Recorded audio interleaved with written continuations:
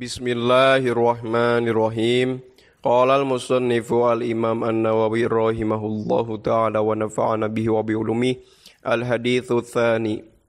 Al-hadithu tsani ari hadis anu kaduana an Umar eta tetep katampiti Sayyidina Umar bin Khattab radhiyallahu an.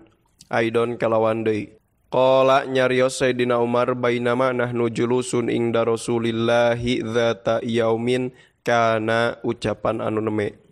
Bainama nahnu dinanalikana ari abdi sadaya julusun eta nu caralik ingda Rasulillahi disandingan Rasulullah sallallahu alaihi wasallam dzata yaumin dina hiji dinten id tola'a dinanalikana datang alaina ka abdi sadaya saha rajulun seorang lalaki syadidu bayadi siabi anu banget bodas acukna syadidu sawadi sya'ri anu banget hideung rambutna layuro anu teu ditingali alaihi atas itu rojul naon atharu safari tapak perjalanan wala ya'rifu sareng teu aya nu terang hu ka itu rojul minna ti abdi sadaya saha ahadun saurang oge hatta jalasa sehingga ieun calik itu si rojul ilan nabiyyi menuju caketeun Kangjeng Nabi sallallahu alaihi wasallam fasnada teras nyarandekeun itu rojul rukbataihi kana dua tuurna itu rojul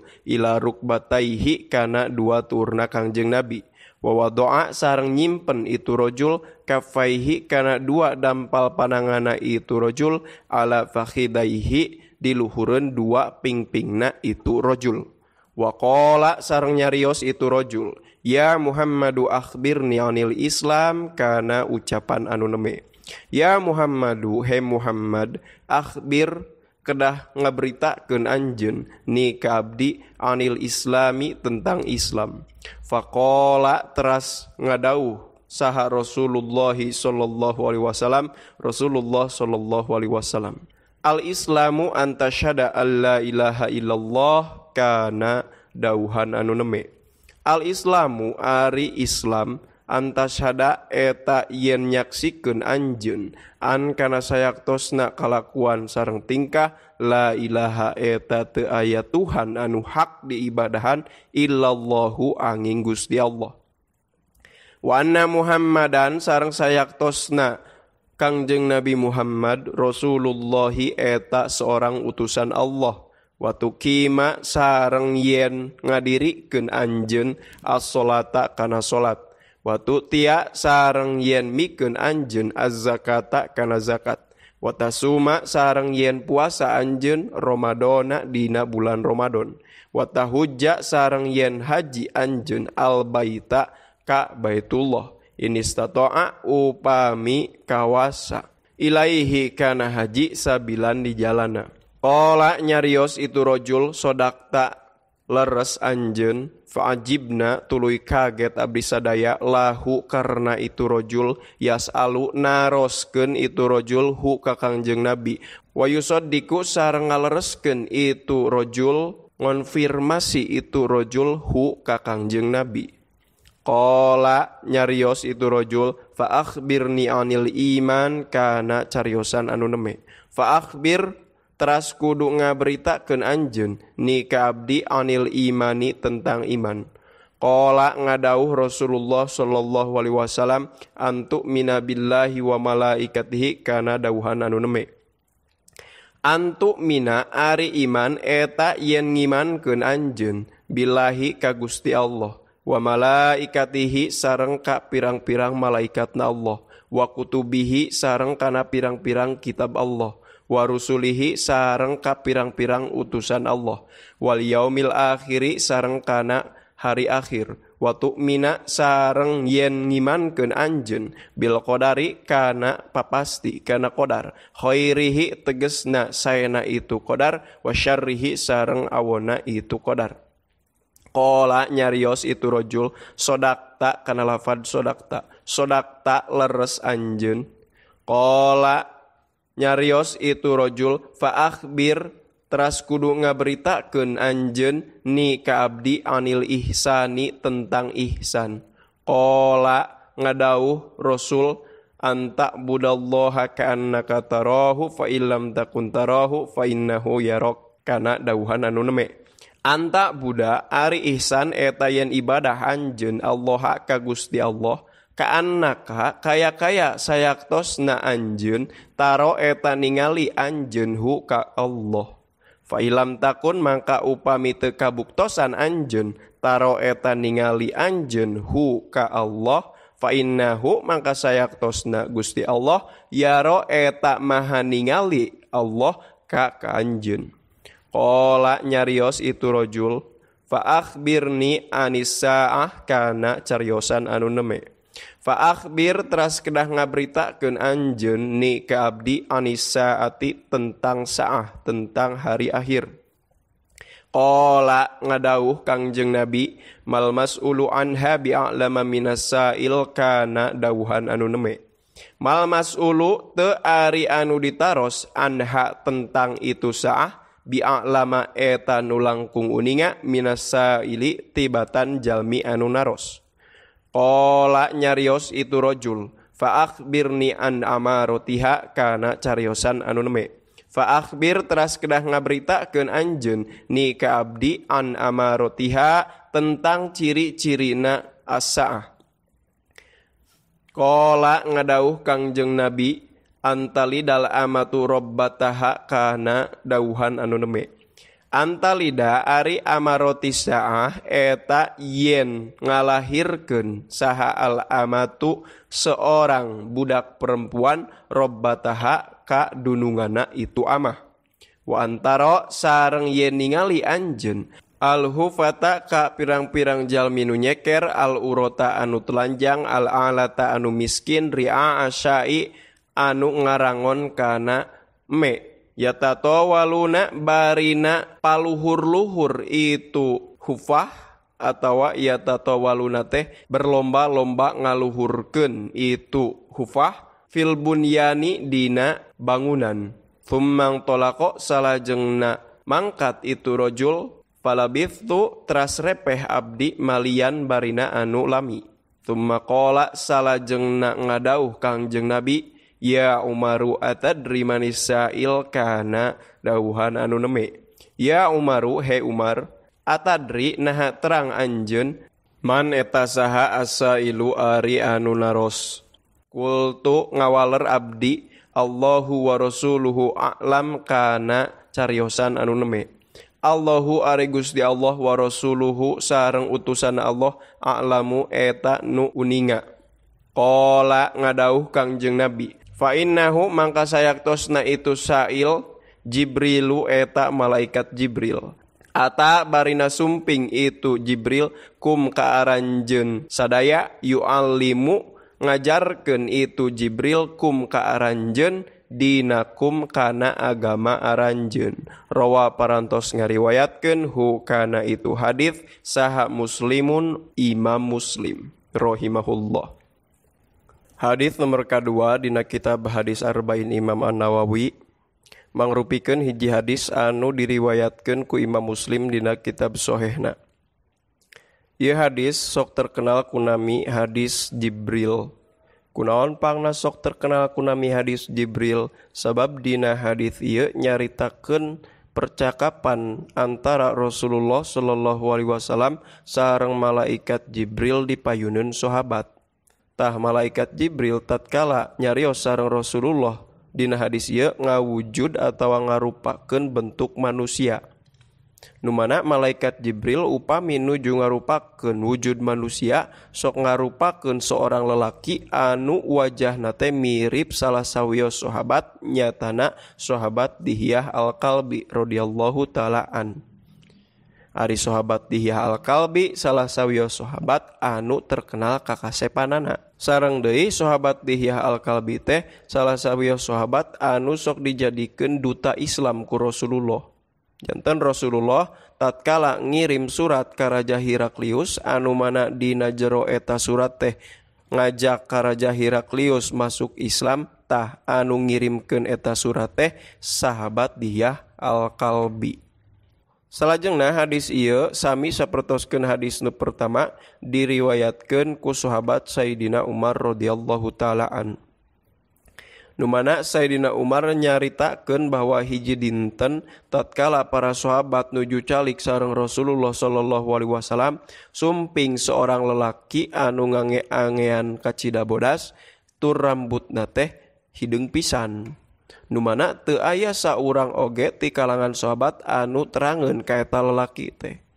Berarti ari kitu mah ngaindikasikeun bahwa eta lalaki teh lain orang Madinah, berarti datang ti luar Madinah. Ngan anehna engkoh si lalaki eta teh datang ti luar Madinah tetapi dina tubuh sareng dina angeanana teu aya atharus safar, teu aya naon tapak perjalanan. Sementara orang luar Madinah lamun rek masuk ka Madinah tangtos ngaliwatan padang pasir.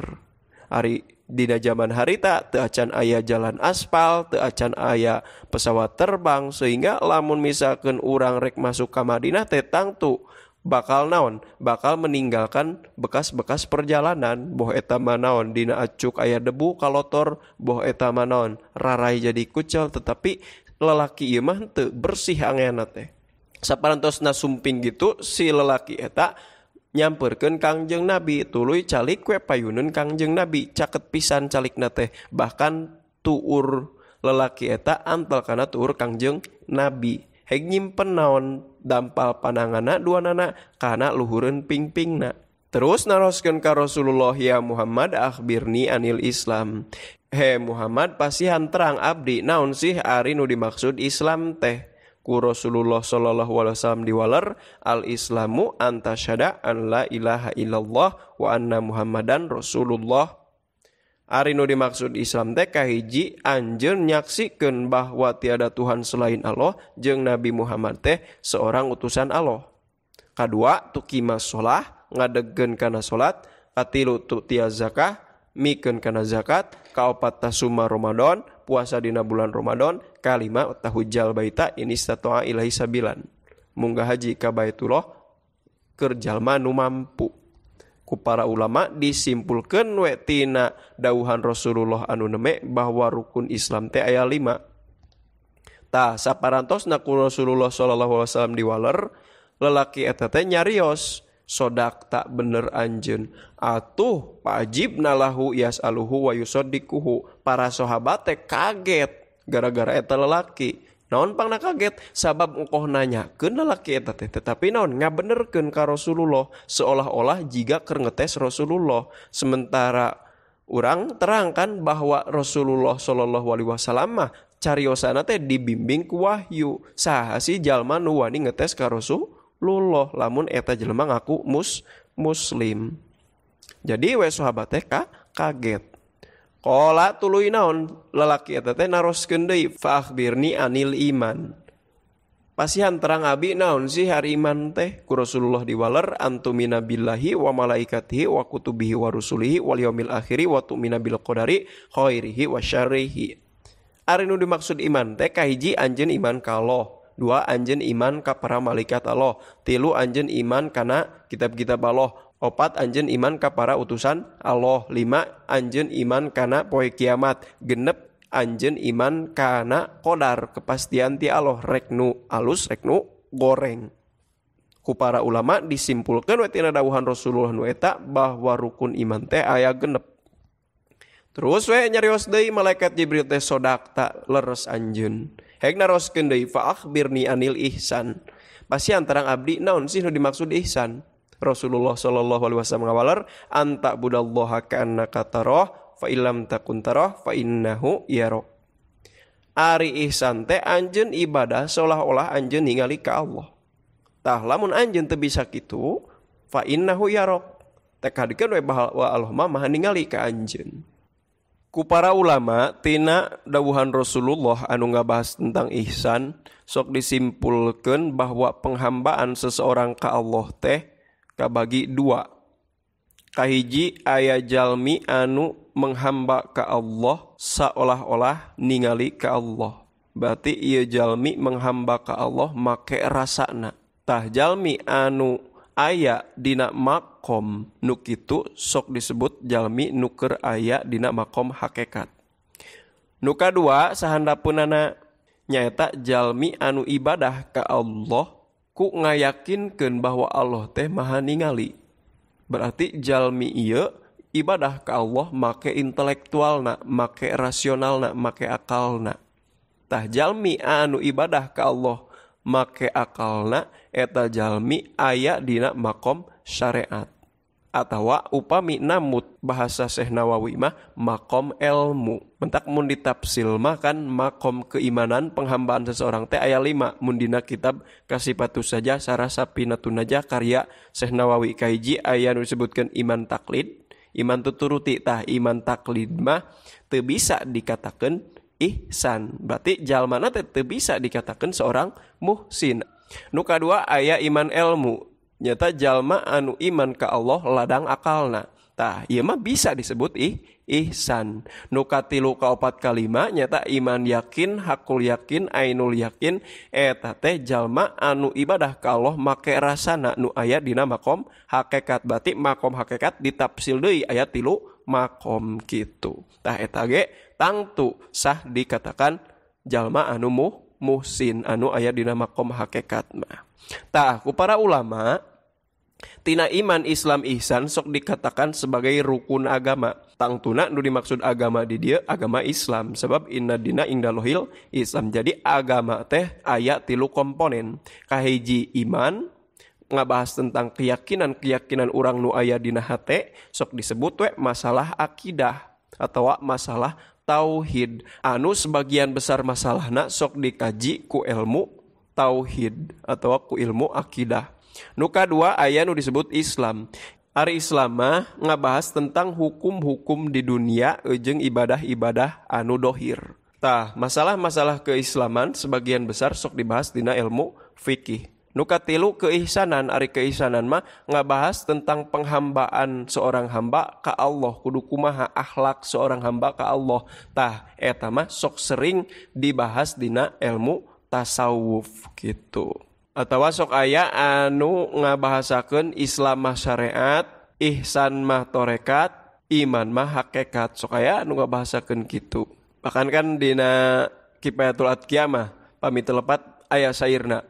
Inna tariqa syari'atun wa tariqatun wa haqiqatun pasma laha ma masalah. Pasari'atun kasafinatin wa tariqatun kal bahri thumma haqiqatun durun gola. Cek dina Kifayatul Atqiyah bahwa jalan tangtuna jalan hidup. Sebab kan menurut perspektif orang muslim agama teh hiji jalan kehidupan, cara orang hidup. Tah, jalan hidup teh aya 3 kahiji syariat, cenah syariat mah diumpamakeun kana parahu, kadua torekat mah disaumpamakeun kana lautan sebagai jalanna. Katilu hakikat mah nyata tujuanna, nyata disaumpamakeun kana naon? Kana mutiarana kitu. Cek dina Kifayatul Atqiyah. Saterusna malaikat Jibril naros ka Rasulullah tentang hari kiamat. Ku Rasulullah sallallahu alaihi wasallam diwaler mal mas'ulu anha bi a'lama minasail. Tah nu ditaros teh teu langkung uninga daripada nu naros. Atuh tina ucapan Rasulullah dina hadis ieu mah bisa disimpulkan bahwa teu berarti Rasulullah teh teterangan kana hari kiamat. Aya kemungkinan Rasulullah teh terangan karena waktuna hari kiamat. Sabab jawaban Rasul lain la adri atau la a'rif tetapi mal mas'ulu anha bi alama minas sa'il. Saterusna malaikat Jibril teh naroskeun tentang ciri-cirina. Aya 2 ciri-ciri nu dicarioskeun ku Rasul dina hadis ieu. Kahiji antalidal amatu rabbataha. Seorang hamba sahaya ngalahirkeun ka dununganana, ka tuanna. Tah, ku para ulama, kebanyakan para ulama ngahartosan dawuhan Rasulullah anu neme kieu bahwasana nu dimaksud eta dawuhan Rasul teh bahwa di antara ciri kiamat teh lobana anak-anak durhaka anu memperlakukeun orang tuana sakumaha seorang tuan memperlakukeun ka abidna, ka hamba sahayana. Nu kadua ciri kiamat dina hadis ieu wa antarul hufatal urotal alata ri'asyai yatatawaluna fil bunyan. Anjeun bakal ningali jalma-jalma anu asalna nyeker, anu teu dibaraju, anu gawena teh ngangon kana naon? Kana sato, bakal berlomba-lomba dina ngabangun bangunan. Tah, ayeuna tos katingali ku urang Ciri nu kahiji anak durhaka seueur tos katingali dina zaman ayeuna. Nu kadua ciri nu kadua bahwa aya non para pengembala anu non anu mariskin anu teu dibaraju nu nyaleker bakal berlomba-lomba ngabangun paluhur-luhur ngabangun bangunan nyaeta di mana teh di daerah Timur Tengah. Tah sangeusna ditemukeun minyak tadina para orang-orang Baduy, orang-orang Arabi anu gawena asalna teh tukang ngangon jadi baleunghar atuh kulantaran jadi baleunghar loba anu naon anu berlomba-lomba ngabangun bangunan bahkan kan naon bangunan tertinggi ge aya di Timur Tengah. Ngan ku Imam An-Nawawi dina kitab Al-Minhaj Sarah Sahih Muslim dijelaskeun bahwa sok sanajan di antara ciri kiamat teh aya jalma-jalma nu asalna miskin berlomba-lomba ninggikeun bangunan. Ieu hadis teh teu bisa dijadikeun dalil sebagai haramna ninggikeun bangunan. Eta komentar Imam An-Nawawi dina kitab Sarah Sahih Muslim bahwasana hadis ieu teu bisa dijadikeun dalil ngaharamkeun ngabangun bangunan anu tinggi. Tah terus malaikat Jibril teh mangkat. Tah Umar teh ngahuleng we rada lami ku Rasulullah teh ditaros ya Umar atadri manis sa'il. Umar terang teh satadi nu naros teh ku Umar waler Allahu wa rasuluhu a'lam. Unikna Sayyidina Umar teu ngawaler la adri tetapi walerna teh Allahu wa rasuluhu a'lam sebagai adab-adaban ka Allah jeung ka Rasul. Ku Rasulullah teh diwartoskeun fa innahu Jibril atakum yu'allimukum dinakum. Tah nu tadi nanyakeun teh eta teh malaikat Jibril datang ka maraneh rek ngajarkeun maraneh kabeh tentang agama maraneh kabeh. Jadi malaikat Jibril ngajarkeun ka para sahabat ngange metode percakapan. Mentak urang pantes sok mendakan metode nu digunakan di pasantren mah metode tanya jawab sapertoskeun dina kitab Hidayatul Mustafidnya tentang naon? Tentang tajwid atawa mun dina tasrifan sok aya metode belajarna teh tanya jawab man apa pertelan asuasi mujarod anu didamel genep bab teh. Tah sok aya pertanyaan hayang dijawab bab kahiji wajana tah eta teh naon? Mangrupikeun metode pembelajaran anu nuturkeun sunnah Rasul kitu. Sakitu nu kapihatur kakirangan kalepatanana nyuhunkeun hapunten anu kasuhun. Subhanakallahumma wa bihamdika asyhadu an la ilaha illa anta astaghfiruka wa atubu ilaik. Sallallahu ala sayidina Muhammad wa ala alihi washabbihi wa baraka wasallam.